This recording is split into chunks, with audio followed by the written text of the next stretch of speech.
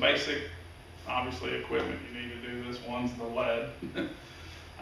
Lead can be purchased online. I think I got like 40 pounds a couple years ago, and that's been fine for me pouring my own little jig heads, but I got it off of eBay, I'm pretty sure.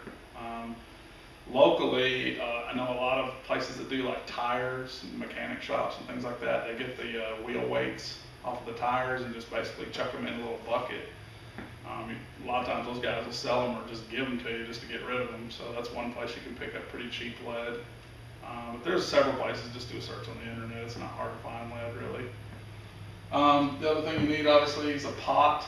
I use a downpour pot, and I'll show you that in a minute when we get into the video. As everyone knows, lead's not good for you, so there are some safety precautions you need to take. This is an N95 filter mask, just basically filters out those bad fumes. Definitely wear that whenever you're working around lead. The other thing you need is a pair of gloves. A lot of times I'll just wear, these latex gloves with these gloves over them. That's just a precaution. You don't want to splatter lead up on your, bare skin.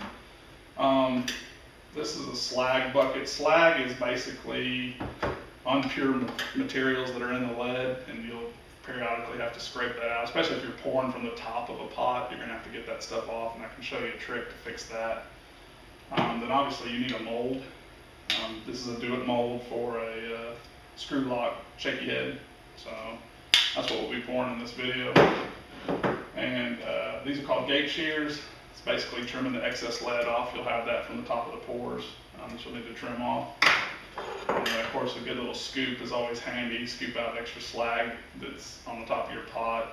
One of the tricks we'll do is putting wax in there to actually bring the impurities up to the top of the pot, and we'll use this long-handled spoon here to stir that up because it actually catches on fire. So anyways, we'll go through all that here in just a minute. And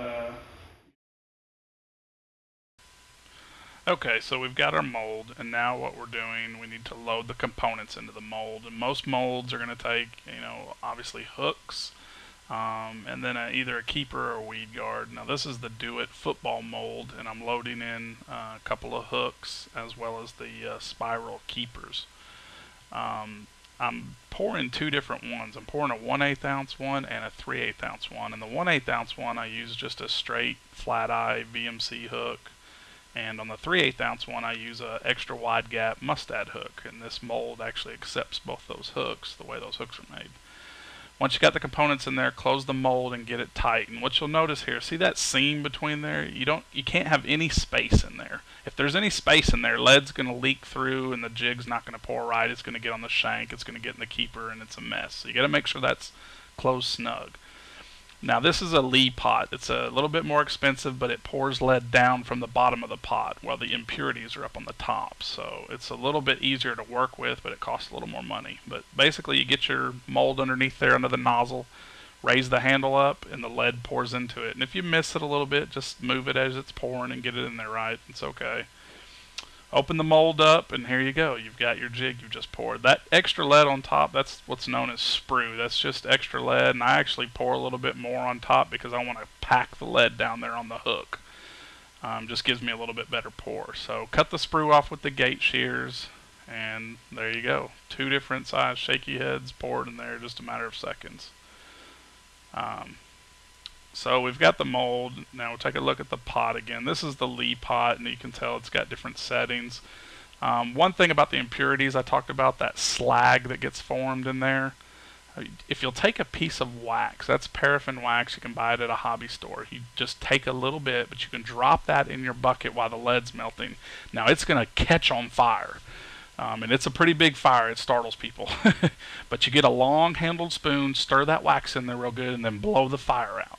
Make sure your area is wide. You don't have anything that's going to catch on fire there and blow that fire out. But that'll cause all the impurities in the lead to rise up to the top of the pot.